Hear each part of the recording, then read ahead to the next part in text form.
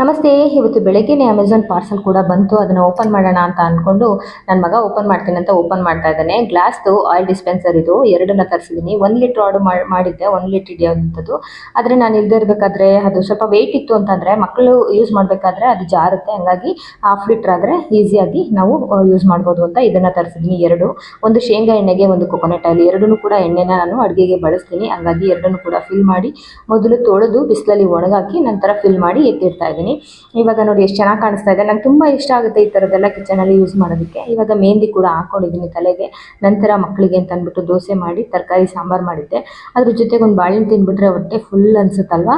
ಹಂಗಾಗಿ ಇದು ಬೆಳಗಿನ ಒಂದು ಬ್ರೇಕ್ಫಾಸ್ಟ್ ಆಗಿತ್ತು. ನಂತರ ಟೈಮ್ ಇದ್ದಾಗ ಈ ಥರ ಬೆಲ್ಲನ ಪುಡಿ ಮಾಡಿ ಒಂದು ಬಾಕ್ಸ್ಗೆ ಹಾಕಿ ಎತ್ತಿಟ್ಕೊಂಡ್ರೆ ನಾವು ಬೆಳಗಿನ ಒಂದು ಅರ್ಜೆಂಟಲ್ಲಿ ಬಳಸ್ಕೊಬೋದು. ಹಂಗಾಗಿ ಪುಡಿ ಮಾಡೋಣ ಅಂತ ಅಂದ್ಬಿಟ್ಟು ಇದನ್ನು ಕೂಡ ಇಟ್ಕೊಂಡಿದ್ದೀನಿ. ನಮ್ಮ ಚಿಕ್ಕಮ್ಮನ ಮನೆಯಿಂದ ತಂದಿದ್ದೆ 2 ಉಂಡೆನ. ಈ ಥರದ್ದು ತುಂಬಾ ಚೆನ್ನಾಗಿರುತ್ತೆ, ಆರ್ಗ್ಯಾನಿಕ್ ಬೆಲ್ಲ.